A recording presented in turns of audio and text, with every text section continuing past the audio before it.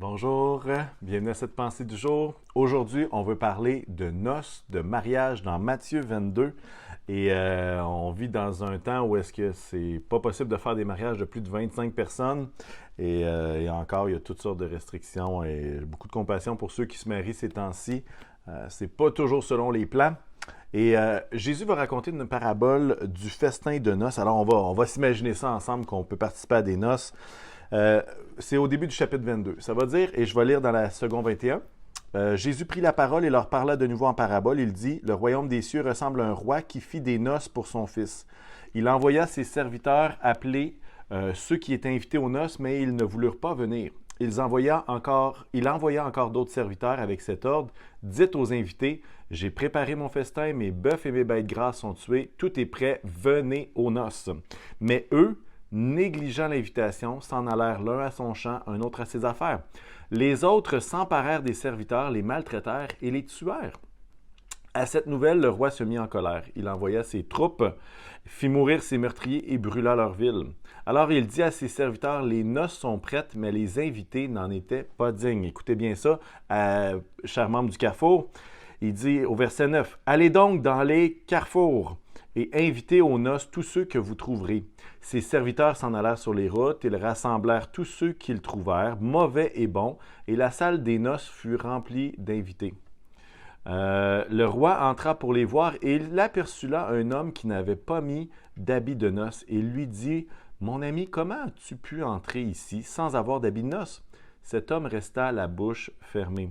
Alors le roi dit aux serviteurs, « Attachez-lui les pieds et les mains, amenez-le et jetez-le dans les ténèbres extérieures, où il y a des pleurs et grincements de dents. » Toute une parabole. Et quand on y pense, c'est le roi invite les gens à venir célébrer les noces de son fils. Et ce qu'on voit, c'est qu'il y a une grande invitation qui est là du roi. Une grande invitation qui va être déclinée par plusieurs, par ceux qui étaient supposés être les premiers invités. Hein? Il y en a qui vont dire justement là, que on ne peut pas y aller. Il y en a qui vont négliger l'invitation parce qu'ils ont d'autres occupations. Il y en a d'autres qui vont même être fâchés contre le roi. Ils vont battre les serviteurs et bien entendu, ils vont refuser l'invitation. Il y en a qui vont accorder une très, très basse valeur à ce que le roi, à l'événement que le roi les convie. Et puis ensuite de ça, et là on va jaser du lien spirituel aussi, ensuite le roi va inviter tous ceux qui sont dans les carrefours, si bien que la salle va être pleine. Et qu'est-ce que ça... Dans le contexte de Matthieu, si vous lisez dans la série avec nous, vous comprenez que Jésus s'adresse aux pharisiens, s'adresse aux Juifs, puis il est en train de dire, regardez, là, le roi fait un festin, puis c'est les Juifs qui étaient conviés. Mais en fait, pour toutes sortes d'occupations, ils accordaient peu d'importance, ils ont décidé de ne pas venir. Alors, je vais aller dans les carrefours, et puis je vais inviter tous ceux qui vont être là, mauvais et bons, et la salle est remplie. Et je vais vous dire que nous, comme croyants en Amérique du Nord, on fait partie de ces gens-là. On peut s'associer à ces gens-là, qu'on n'est pas juif. On ne faisait pas partie des pharisiens ou du peuple juif, mais on a été capable de recevoir cette invitation-là. Et puis on y entre par grâce. Hein? On y entre parce que le roi a décidé de nous inviter. Et puis, c'est une grande bénédiction. Et puis, la parabole va continuer en parlant d'un homme qui est entré dans la salle, mais qui n'avait pas ses habits de noces. Qui était comme pas accoutré comme les autres.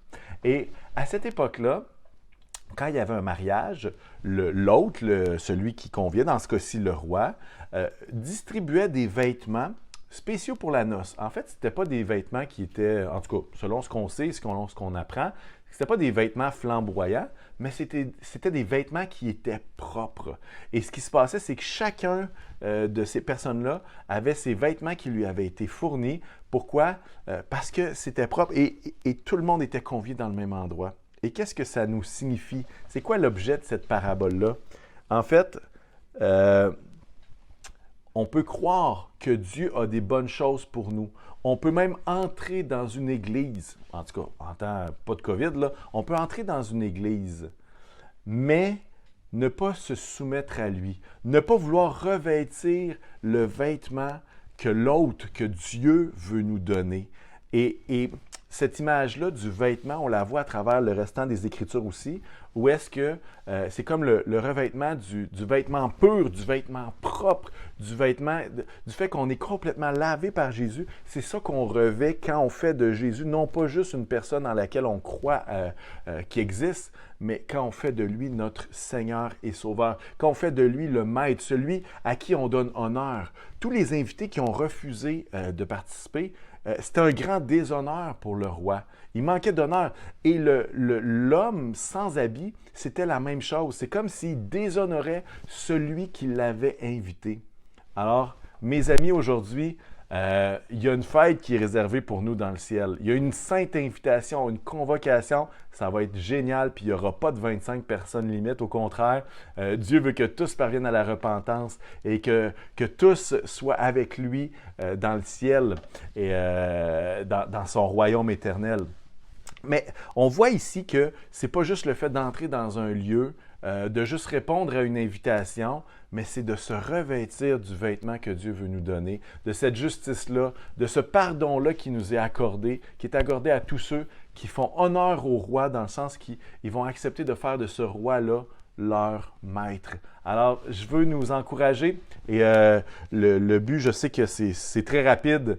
Il y a plein d'autres choses qu'on pourrait retirer de cette parabole-là, mais soyons prêts. Revêtons nos vêtements, les vêtements de Jésus. Faisons de Dieu notre, non pas juste quelqu'un dans nos connaissances, mais quelqu'un qui est le roi de nos vies.